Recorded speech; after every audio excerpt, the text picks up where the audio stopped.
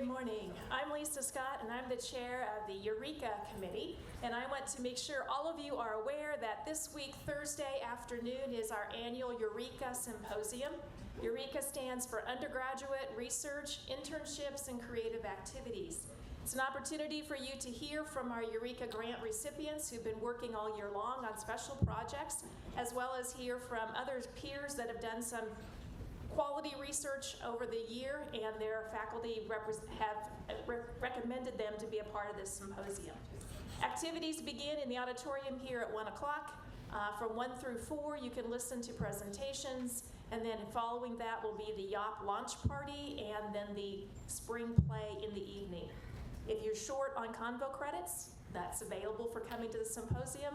And if you want more details, follow the QR code and get an updated schedule.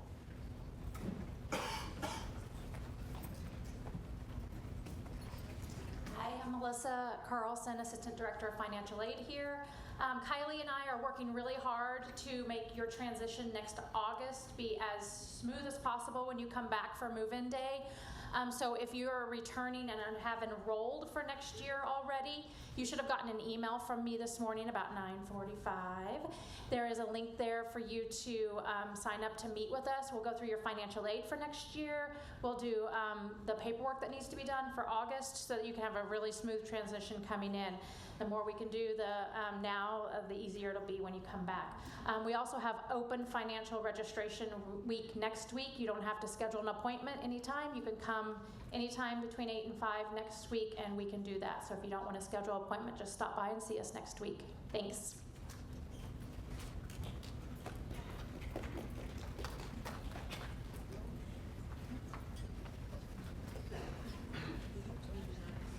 Hi, I'm Frank Driscoll, Editor-in-Chief of YOP this year. I just wanted to let everyone know that the YOP launch party will be in the FAC lobby this Thursday at 4. It's technically a part of the Eureka event, so it will be a combo credit. I also wanted to announce our 2 contest winners. So we ran a micro essay contest and a poetry contest. And our poetry contest winner was Lucy Bowler with her poem Where I'm From. And our micro essay winner was Andrija Mikovic with his The Ritual of the Left Foot. And their prizes will be able to be picked up after noon today in the business office. So.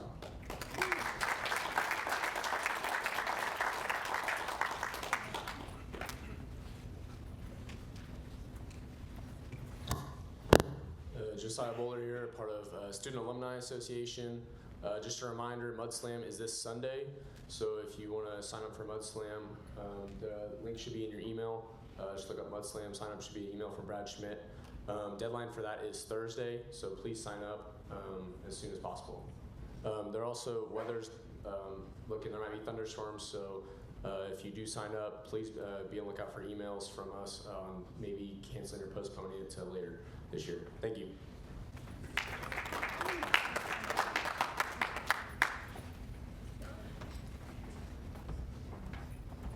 Hello. Can I get the Pride Week slide up?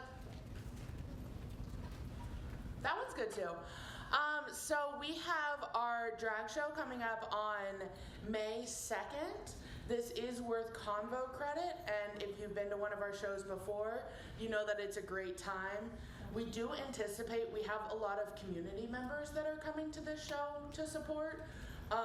So just make sure you get here early. We don't anticipate running out of seating, but just in case. And then we also have our Pride Week preceding that. So on Monday night, next Monday night, we have a movie night. And then on Tuesday, we're going to be doing crafts in the WAC atrium. On Wednesday, we're going to be giving out free stuff in front of the CAF, which is always a great time. And then on Thursday night, we will be doing tie-dye. And then, of course, on Friday is our drag show worth Convo credit. We hope you guys can make it out. And then this upcoming Friday, this is Lesbian Visibility Week. So you're welcome, you can see me. And so on Friday, we are going to be doing some stuff for Lesbian Visibility Week in the Seminar A room outside of the CAF. So we hope to see y'all there. Thank you.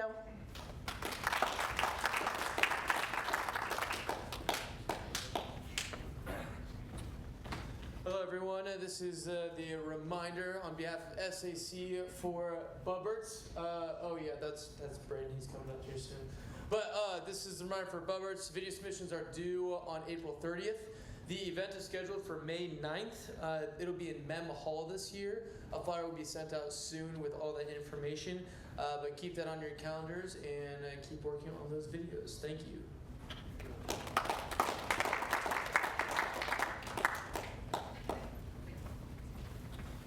Hello, my name is Braden Esau. If I could have the paintball slide up. I'm up here on behalf of SAC. On May 3rd, we're going to be doing paintball for anyone that wants to do it. If you want to do that, you have to fill out the waiver form, so scan that QR code, or later they're going to send out an email giving you a link to sign up for that. So yeah, that'll be May 3rd at 10 a.m. at the Edge Paintball Adventures in Wichita. We did it last year. It was a lot of fun. I think we had like 35 people come and play, so yeah, sign up. Woo!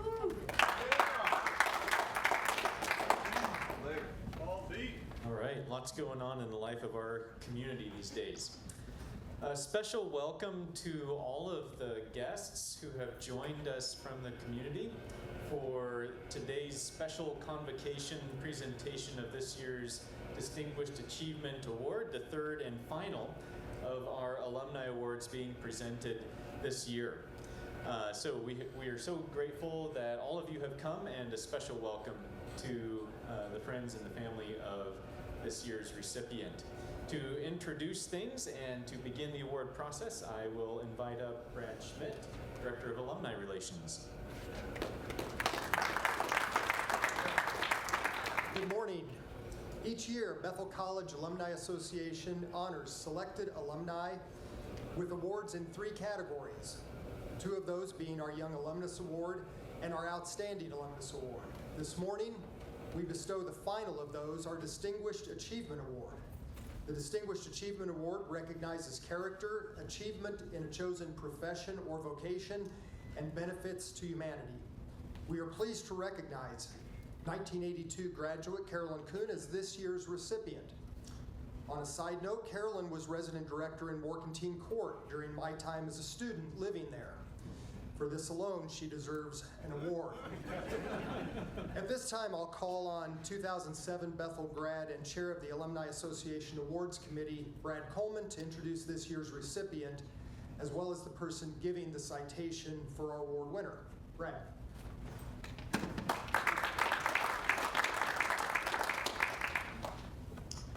This morning, Bethel College is pleased to recognize 1982 graduate Carolyn Kuhn for her excellence in education leadership and student support. Carolyn, you have dedicated your career to serving students and providing services and support needed to enhance their college experience. Starting your higher education career right here at Bethel College, and if you had to be in charge of Morcantine Court with Schmidt, then that was tough. Eventually, you ended up as the Dean of Students and Assistant Vice President at Fresno State University, now serving as the Dean of Student Emerita, an honor bestowed by Fresno State's president.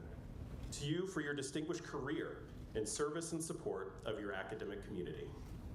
Countless students and colleagues have improved their lives because of your passion, your dedication, and your leadership.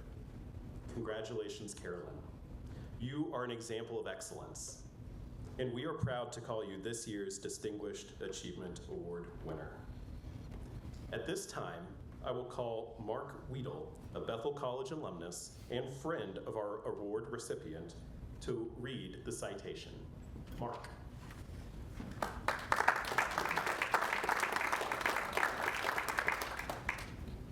I still could not tell stories about Carolyn when her and I were here at Bethel together, so I'll not. When Carolyn Kuhn was a high school student in Sarasota, Florida in the late 70s, she and a friend got an excused absence from AP English to meet a recruiter from Bethel College. Although then head football coach Kent Rogers was primarily looking for men to join his football team, he gladly put Carolyn in touch with other Bethel staff. As a result, Carolyn found herself not at Florida State University as she had imagined, but instead stepping off a plane in Kansas on a summer evening in 1978 to start college. Although Carolyn admits there was definitely some culture shock, she soon made friends and got involved in campus life. She participated in forensics and in student government, serving as SGA president for a year. She was also invited to her friends' homes for meals and made some important contacts during that time. One of those contacts was Elmer Ediger, then the CEO of Prairie View Mental Health Services in Newton. After graduating from Bethel in 1982 with a degree in economics and business, Carolyn went to work as administrative coordinator at Prairie View, staying from 1982 to 1986. This experience fed Carolyn's interest in nonprofit administration and particularly healthcare administration. She enrolled in the Health Sciences Administration program at Wichita State University, finishing the master's degree in 1988, while also working at Bethel in student life as residence hall director, director of student services, and director of minority affairs from 1986 to 1988. In 1988, she moved up the road to McPherson College as director of resident life. At that point, she says she got hooked on higher ed and decided she wanted to get a doctorate in that field. She began commuting to Kansas State University for classes until, in 1991, she moved to Manhattan to study full-time while working as a graduate teaching assistant. She completed a PhD in counseling and student personnel services in 1997. As she was working on her dissertation, she knew she also wanted to get, as she says, a real job. Continuing her journey within the KCAC, in 1995, Carolyn became Assistant Dean of Students at Avila University in Kansas City. She stayed there until 1998, when she went back to McPherson as Associate Provost, Dean of Students, and Associate Professor of Behavioral Sciences until the spring of 2002, and then spent 1 year as Executive Assistant to the Vice President for Student Affairs and Dean of Students. In 2002, Carolyn made the big move out west to the institution where she would stay for the remainder of her career, California State University at Fresno. She retired at the end of 2022, having served as Executive Vice President of Student Affairs and Dean of Students for most of the time, with 2 stints as Interim Vice President of Student Affairs and Enrollment Management. Carolyn says, "When I went to Cal State Fresno from small faith-based colleges, I thought it would be different, and in many ways it was. But having that background made a difference in how I did my job. I learned that 25,000 students are 25,000 people with interesting stories if you will just take the time to listen." Carolyn's career in higher education leadership, her dedication to student success, and her willingness to just take the time to listen embody what it means to be a thresher. She is more than deserving of the Bethel College Distinguished Achievement Award.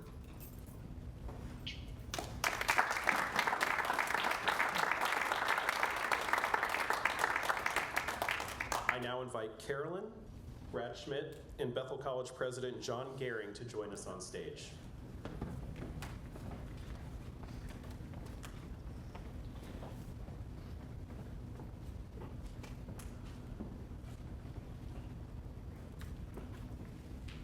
Carolyn, the Bethel College Alumni Association is pleased to honor you with this year's Distinguished Achievement Award.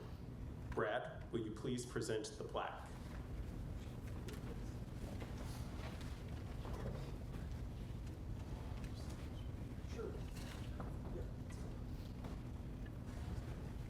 So I'll read the plaque. The 2024 Distinguished Achievement Award is conferred upon Carolyn Kuhn for excellence in higher education leadership and student support.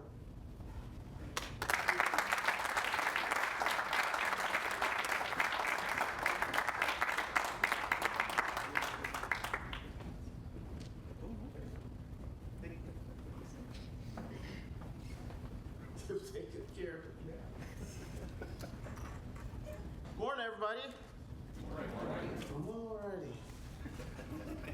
Okay, so here we go. We're off.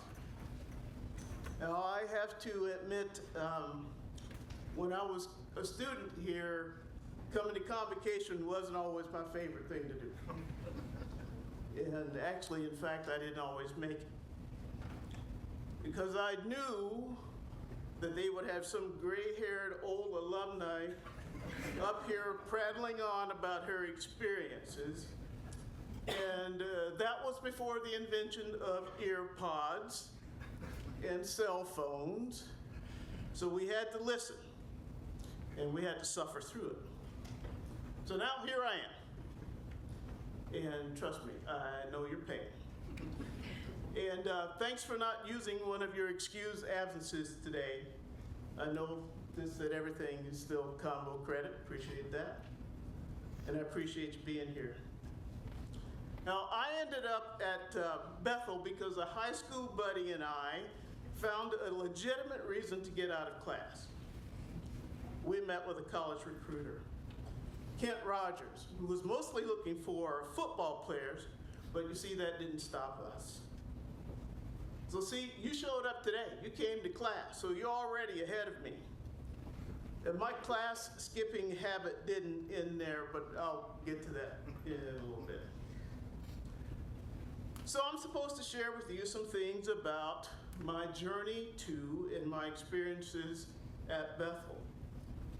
I can't tell you all of it, but some things are just sacred and better left unspoken.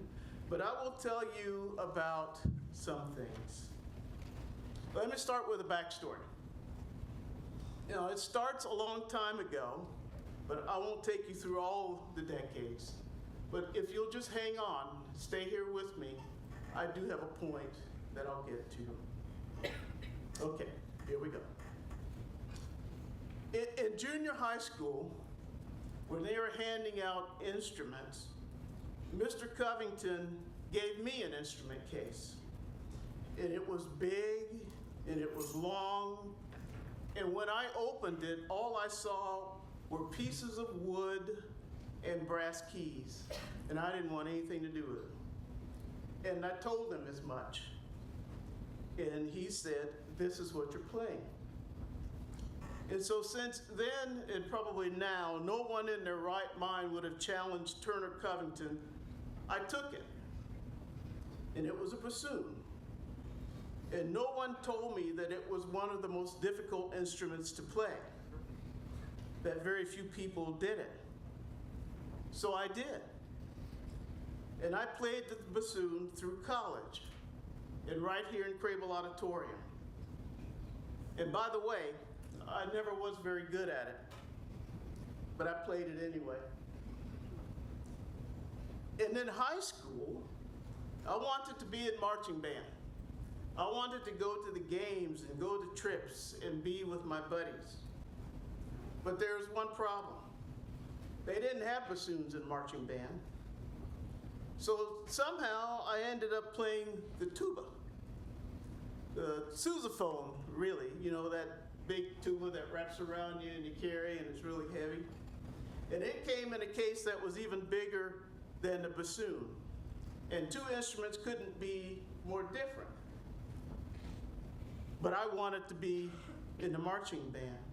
I wanted to be a sailor marching band member. So I played the tuba, sort of. But mostly I just faked it because the rest of the tuba section was really good and they were really loud. But I didn't think of myself as being a fake though. I just knew that I wasn't very good. And the others were. And I was just okay with that. Because being in marching band wasn't really about playing the tuba anyway, at least not for me. It was about being with good friends and being a part of something special. When I came to Bethel, I declared my major as accounting. Big mistake. My brain was not wired that way. And I didn't always go to class. And I didn't always do the homework. And I didn't always understand what the professor was teaching. I suspect there was a direct correlation between spotty attendance, shabby homework, and grades. I got a D in tax accounting. and I've never been so more grateful for anything in my entire life. She was very, very generous. So I changed majors to business and economics. It wasn't easier, and in fact, it was a very difficult major, and much harder in many ways, but it was better for me. And at that time, you declared a major at freshman orientation, and you stuck with it. A person didn't just change majors, but they let me do it. Now, I'm not telling you to walk away from difficulty. What I'm asking you to do is to look at what you need and what you need to do. During my sophomore year here, someone came up with the not so bright idea that our floor should have an intramural basketball team. First game, I ran, well, sort of, down the court twice. Last time down the court, I walked off. I had nothing to prove to anybody. I was done. So you may be, and rightfully so, asking, why would I come to you after being honored by my alma mater and tell you stories about the times when I was not successful? I've had success. I've done well, in fact. But I tell you these stories to let you know that you don't have to be the best at everything. This is not what defines you or makes you.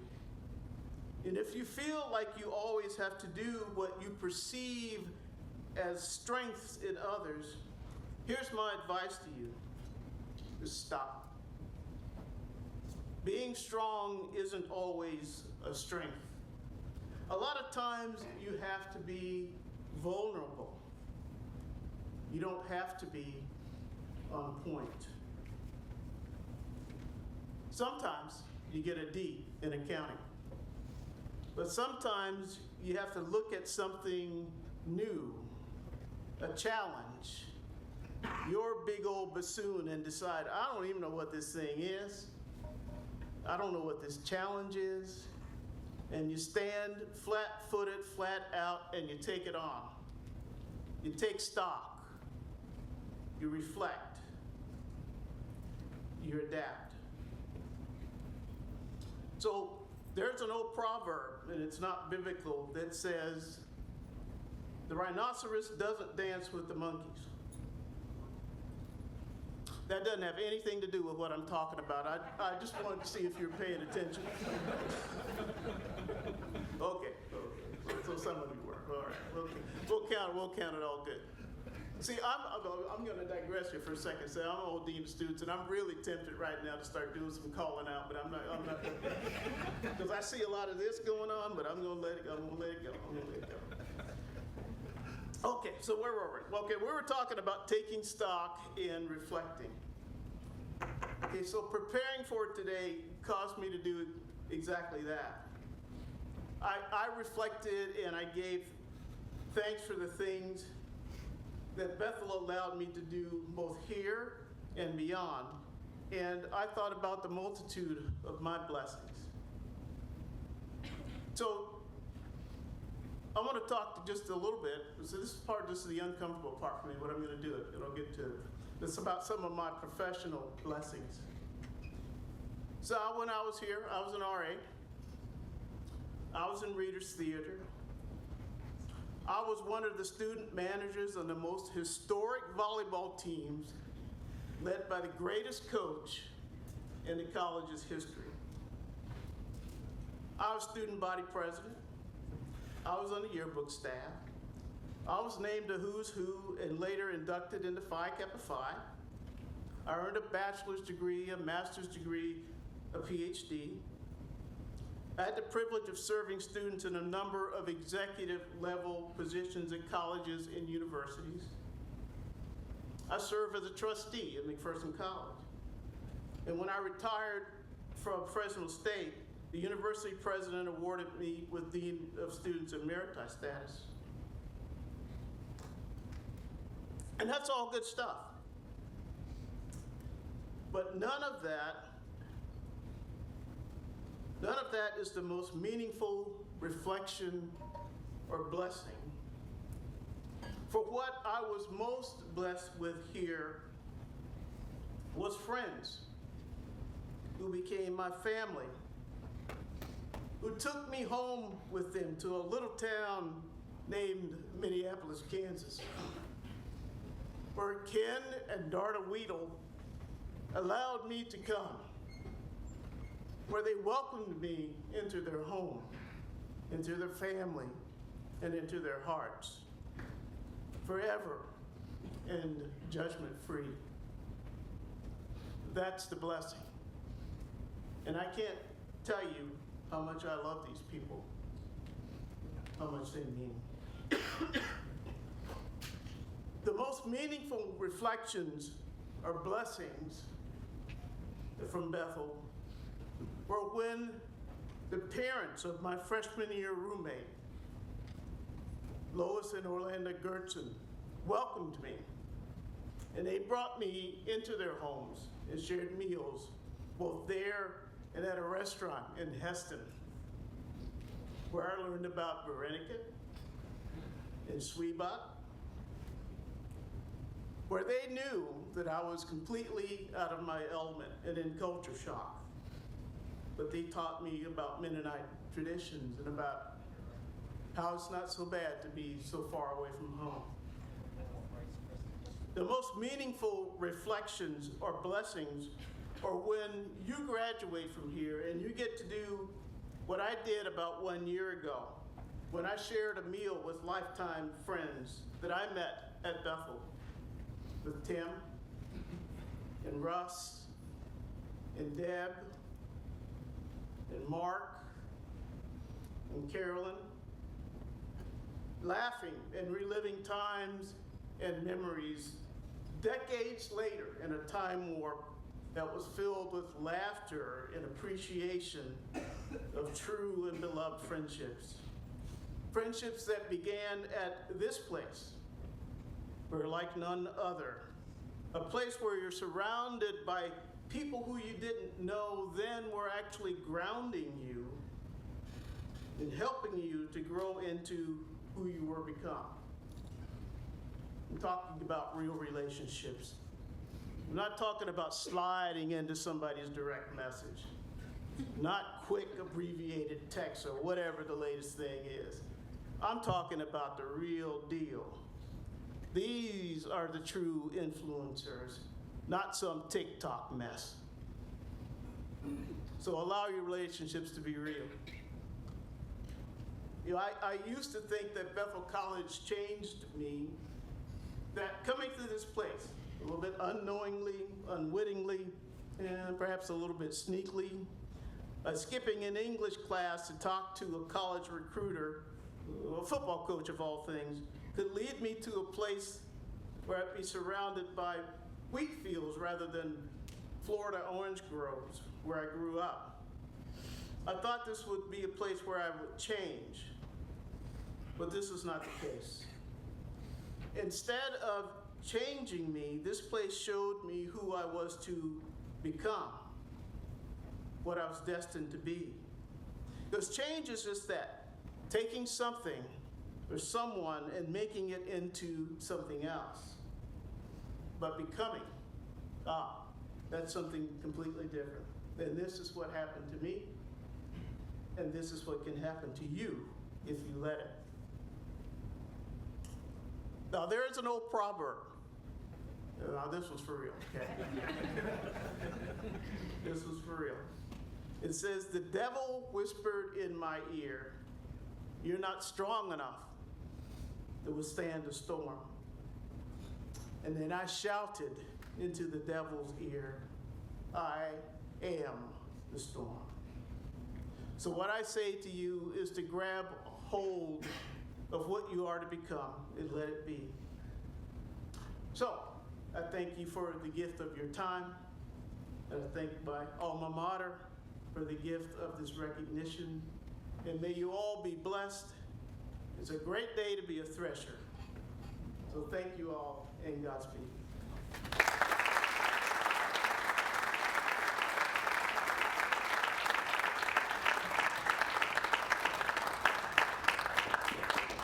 All right, thank you very much for this presentation.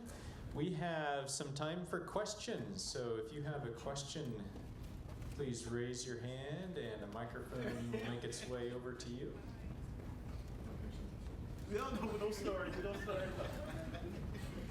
Huh?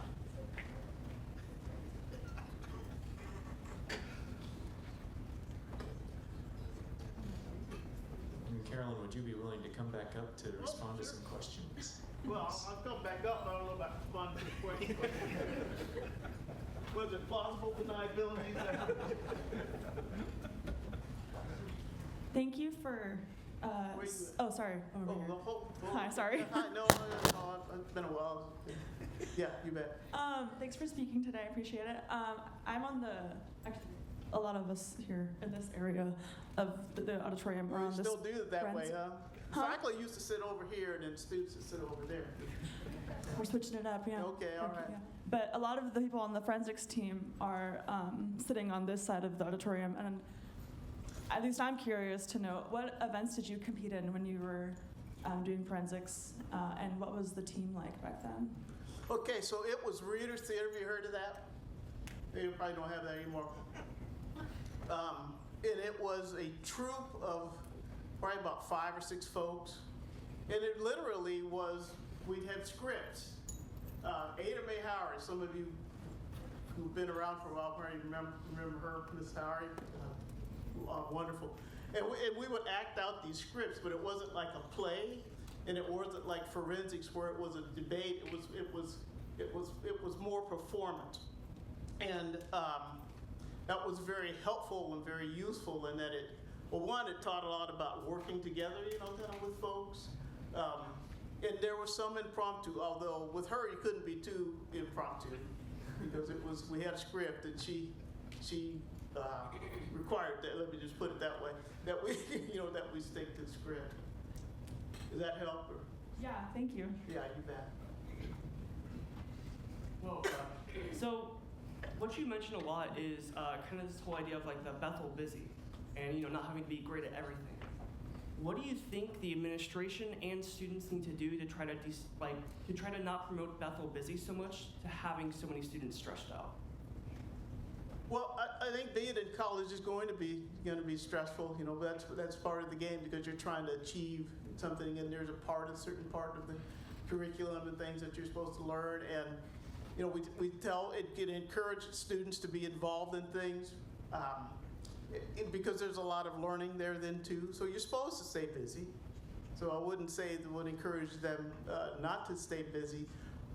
But you mentioned stress, because sometimes there could be a lot of pressure to be in a lot of things, and you don't have to be. And you don't, as I said, I wasn't good at a lot of stuff. I was good at some stuff, but some stuff that I wasn't very good at, I still did.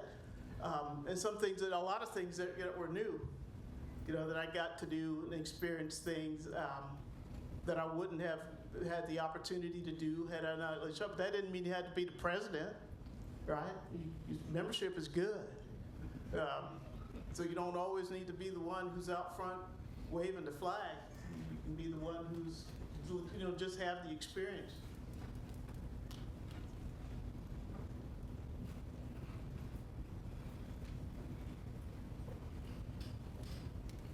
Thank you for speaking today. I was wondering what the biggest culture shock was coming from Florida to Kansas. Well, what was the biggest one? Well, it was Coach Flickner and I were talking about this a little bit the other day. So I came to Bethel. Did I tell the whole story, Coach, or it's going to be too long? Did you tell the whole thing? Okay. See, I know. I still listen to her. So it was I came to Bethel sight unseen. I'd never visited the campus, before I came. And when I got here, it was a Saturday night, and it was late, so it was dark. And the Sunday morning, I got up and started walking around the campus. But I'll give you my perspective of a college campus was Florida State University. Right, okay. So I got up to Sunday morning and started walking around and I'm thinking, where, where is everything? Where are all the buildings, where are all the people? And coming from kind of a place, Sarasota, Florida is a large city, metropolitan, and coming here, that was a shock. And then, kind of even before I got here, back then, we were worried about privacy and identity and all that, identity theft and all that stuff. So they would send the residence hall roster out, before. And all I could see was a lot of people I had no real frame of reference for the whole Mennonite community thing. So I just got this roster with a bunch of people everybody was either Schmidt or Regier or Hebert or Schrog. How do these people, they can't all be related, but they all have the same last name. So that was a culture shock. And, again, just being in a smaller community and being in classes, a lot more accountability. That wasn't necessarily a culture shock, although that had not been my plan for college. All right, so I was going to go to Florida State. I'm just might as well go tell you, already gave me the plaque. I was going to go to Florida State, and I was going to be with my friends, and we were going to have ourselves a good old time, right? And then I ended up here, a little harder to hide. Get more accountability. Like I said, if I didn't go to class all the time, but I passed somehow. I always thought I was a better student than I was until, let me just okay, so you already opened this up. So, so I got, I think it was when I got my job at McPherson College, first time I was there. And we had to request a transcript. And, to get a job in academia. And I was, I wasn't too worried about it. And then I saw that thing and I thought, holy cow, how did I get out of there? Because I was not nearly as good of a student as I thought I was. You asked a question about being involved and keeping busy and stuff. I was busy, all right. But I wasn't busy with tax accounting, obviously, but...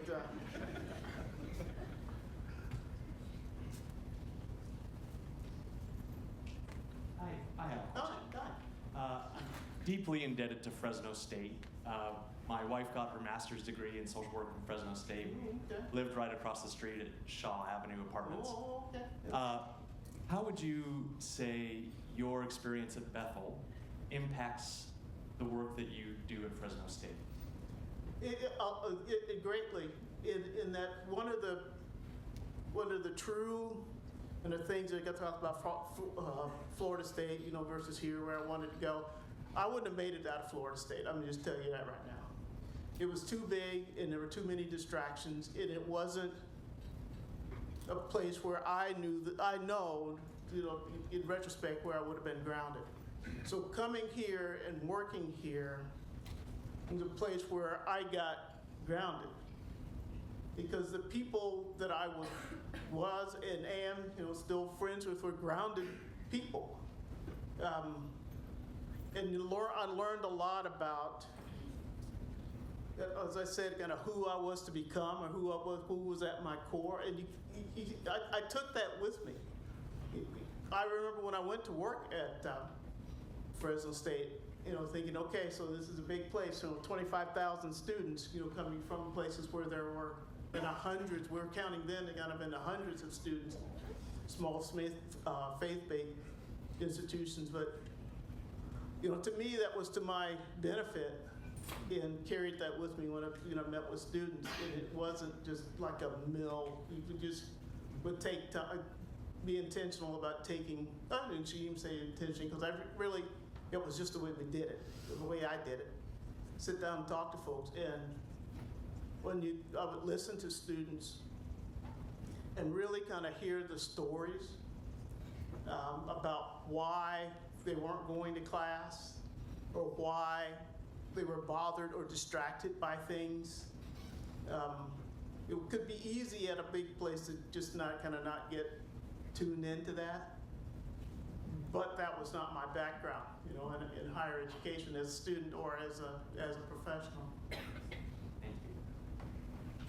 And I would get frustrated with faculty at Fresno State, you know, sometimes because they would say, well, this student fell asleep in my class, or this student did this on the paper, and you know, they didn't close the quote or whatever. And I was like, well, yeah, they fell asleep in your class because they were up until 3 o'clock this morning working at Costco, you know, stocking shelves so they can afford to be here. And yeah, they didn't make it to your class because they're the only person in their family that understands and is fluent in English, and they had to take grandma to the doctor, and somebody needed to be there to translate. You know, cut folks some slack, right? You just don't know. You don't know. It'd be so easy to say, well, you know, you didn't. Hear about that.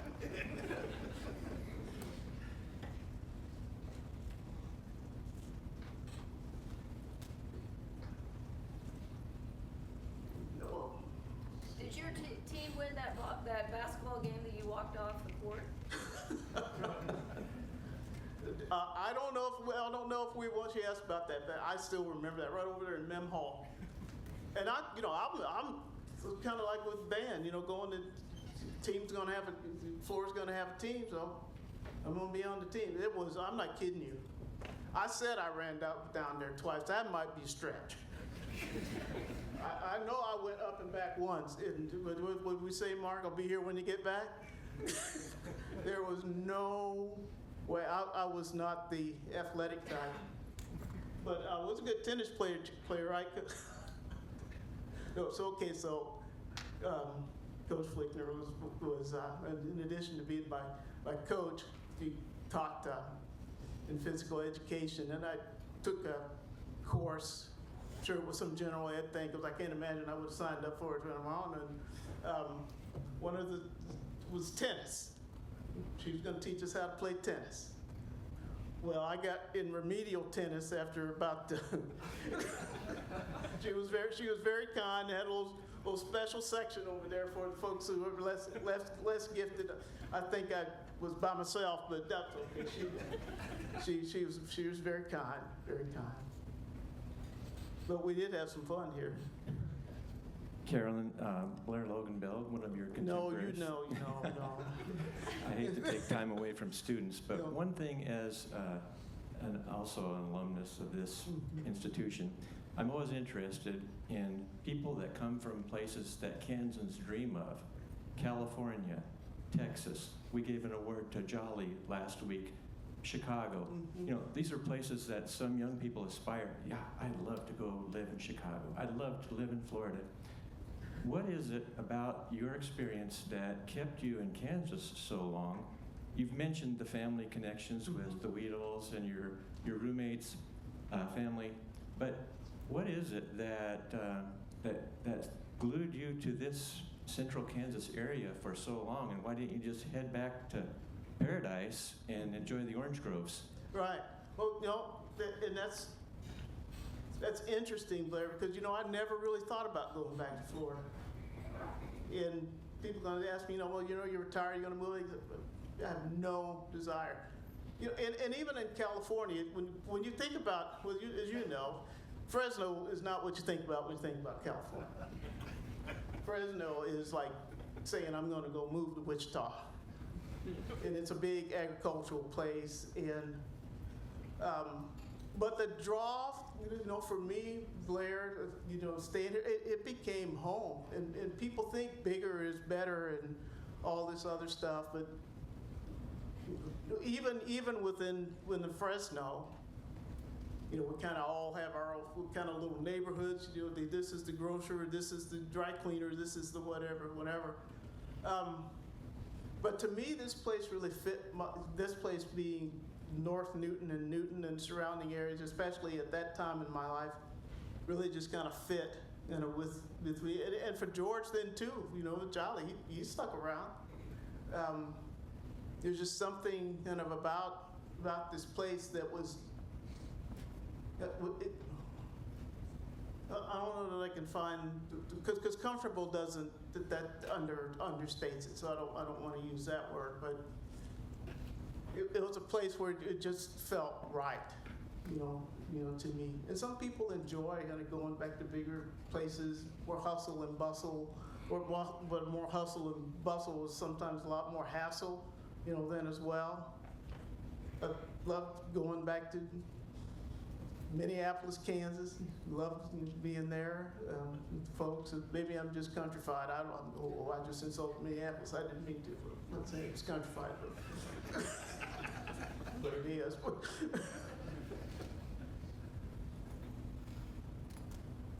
Let's thank Dr. Carolyn Kuhn one more time.